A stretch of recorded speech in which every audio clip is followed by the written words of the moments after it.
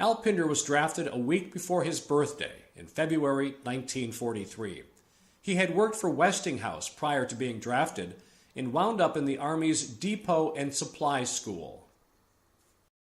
Well, it was perfect for me because I'd worked in the office for 3 years before, and it included typing and all that sort of thing.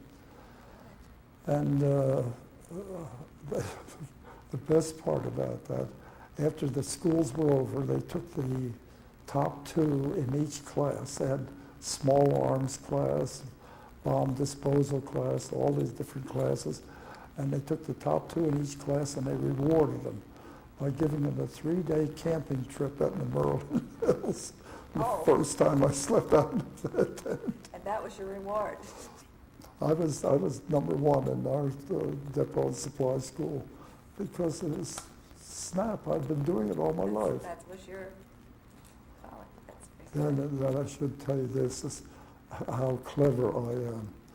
While we were out on that camping thing, the lieutenant was telling us we were going to have one of those canned things, whatever they called them. the meals. And he said, these things are quite dangerous. Be careful, don't cut yourself. And I'm turning to this guys around me and telling them, what do you think we are, a bunch of idiots? Don't cut yourself, we're grown men. One guy actually cut himself. Me. Yes.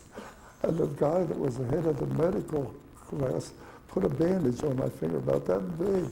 And I was supposed to be doing some typing. I was the one that was dumb enough to do it. And here I've been telling these guys around me that, does he think we're stupid? He should have told me yes. Pinder, because of his business experience and 5 years of night school at the University of Pennsylvania, was considered for the Army Specialized Training Program.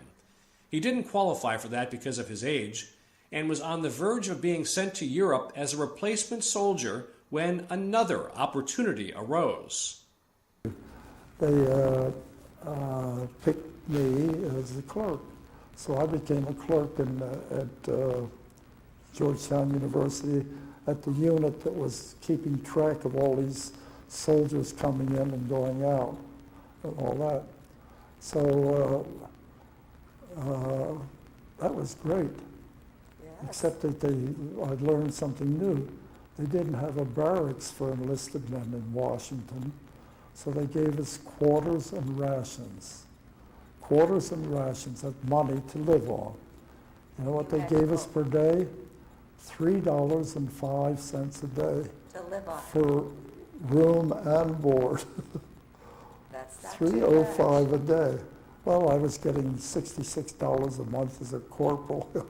But it was a very interesting way to live. We rented rooms. You know, people in Washington had sons that went in the Army. And they had rooms to rent. We would rent rooms.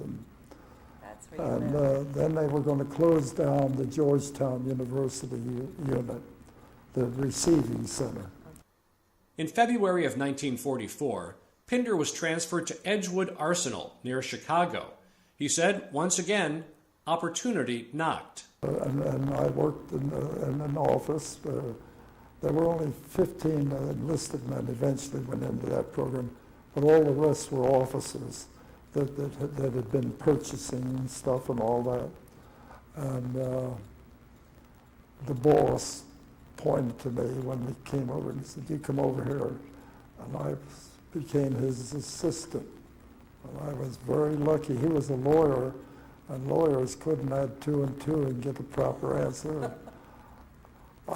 They gave me a form about that big they had to send to Washington each month, and I did that for a while. That meant going to each of the officers who were assigned contracts that were being canceled and finding out how far along they were, did they get rid of the property, did they have anything left. Pinder was eventually made an officer and saw his duties expand dramatically. But he recalled the thrill of the switch from enlisted man to officer. They pinned the bars on and all that sort of thing. The bar warrant officer then got more than I think more than a second lieutenant, but not as much as a first lieutenant. And they had no title.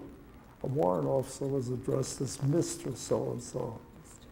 And I've had one, they then let me negotiate contracts. I would go out to these, I went to Cleveland, to Detroit, to Michigan several times, to Minneapolis, just all the time. And would go to these companies and sit down with them and discuss what the auditor has given me, where the problems were and all that, and try to arrive at a normal solution. There were several negotiators, and most of the officers were. And I think I was the only warrant that became a negotiator. But it was fun. Pinder was discharged in June 1946 and found his way into the newspaper business in Grinnell, where he was an award-winning journalist, publisher, and statesman until his retirement.